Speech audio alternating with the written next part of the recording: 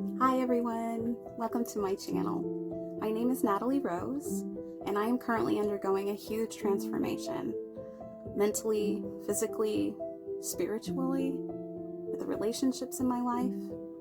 So I would love for you to share this journey with me. So I hope you'll take a ride with me and let's see what we can see. So today I would like to talk a little more about empathy and protecting our inner empath. I would like to show you a video that I recorded a couple weeks ago about an experience that I had at work. Please stay tuned after the video for some wisdom and guidance that I have received since. So anyway, without further ado, here's my story. I wanted to talk to you for a moment about something that I experienced today, which is heavy on my mind. So while I was at work, there's a woman that has been coming into my store for quite some time. She comes in every couple of weeks. The first couple times that she came in, she was very rude with me, and I was kind of taken aback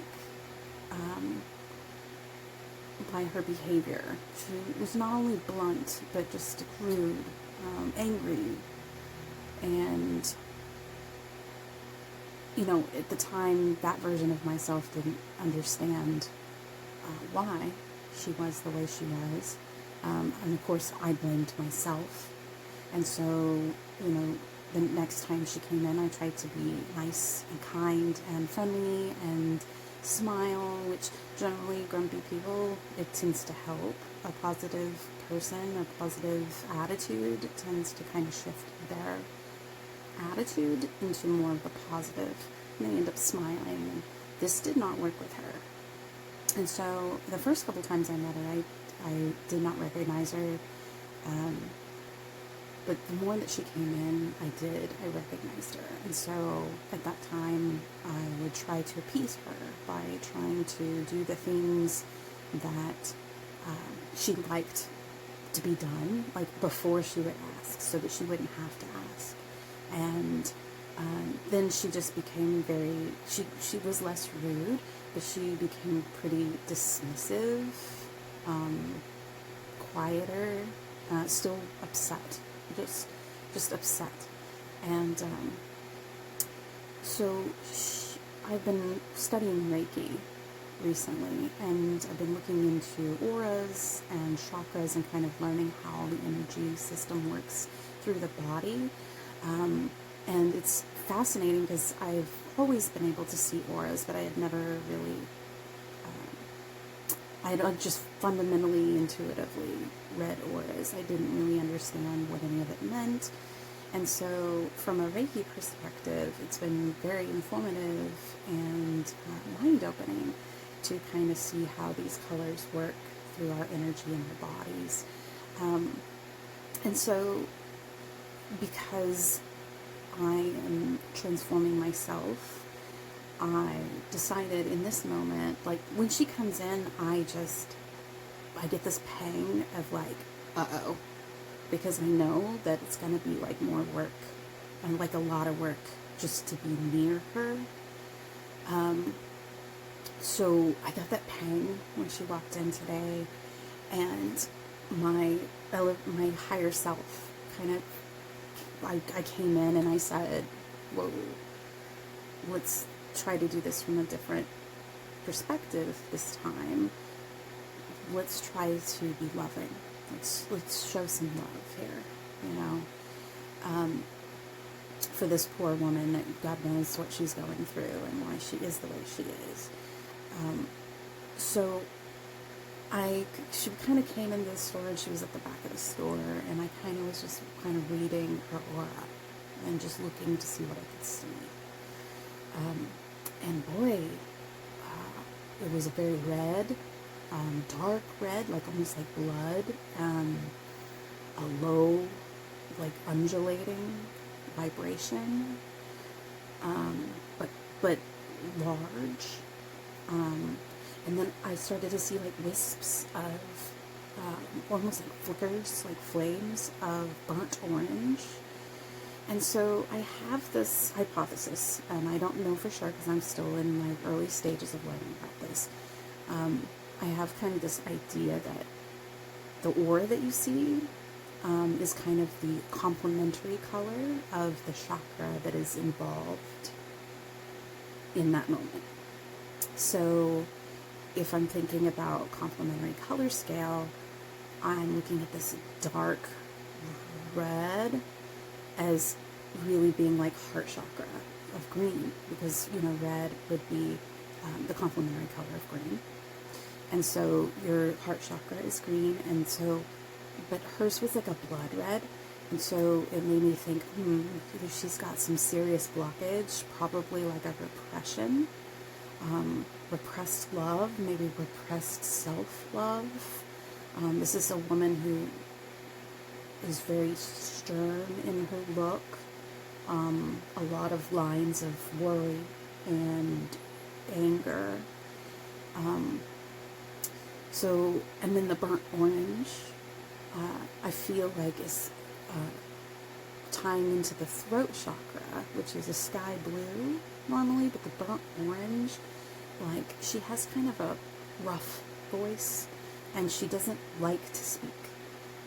She's kind of subdued, and so I thought, wow, she must have really like a blockage in her throat, and when she does speak, it's very rude tone. And so knowing this, seeing this, kind of gave me an idea of what's going on with her. I mean, it's just an idea. I don't know any details about her life. I don't know this woman, and I can't test my hypothesis to really figure out if what I'm thinking is true, because I'm not going to ask her personal details about her life. It's none of my business. And but I knew my guttural reaction to seeing this was, I personally, let me just say, I've been going through a huge transformative process, a lot of shadow work, and it's, although I've been doing energy work and trying to build more strong field of energy and also my protective shield, I feel like it's very porous right now, and there's a lot can seep through, and I'm already a very empathic person, so I was very nervous about having this energy near me, and I kind of understood more about why I have that kind of guttural reaction when she comes in, why it feels like work when I'm around her, because that energy is kind of seeping into me, or kind of like draining is how it feels. So I thought, man, I don't want her energy near me. And my upper self said, my upper self said, it's okay, you don't have to have her energy right now. You don't have to have her energy. Her energy doesn't have to come into your field.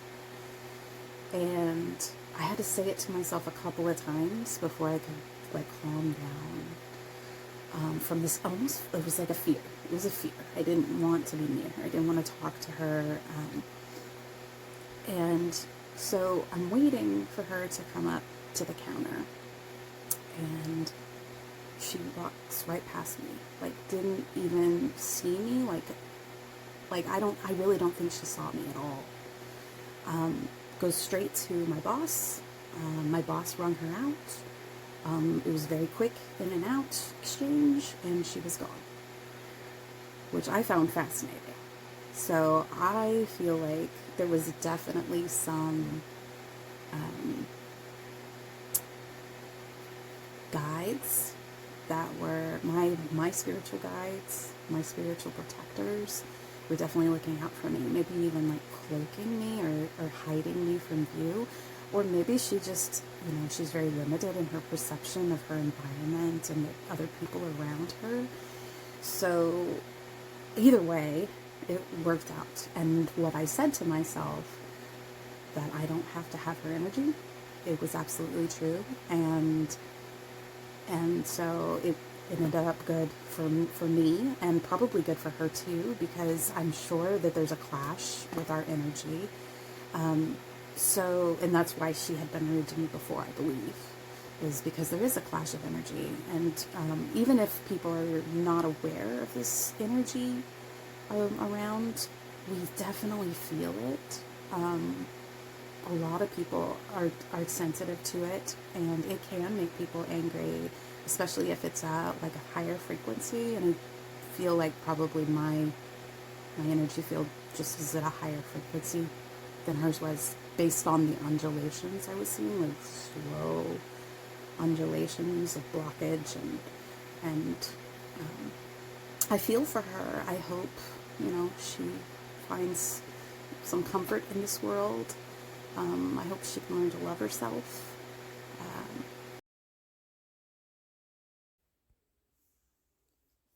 I'd like to take a moment to say that the process of reading auras gives me a chance to view people through the lens of love.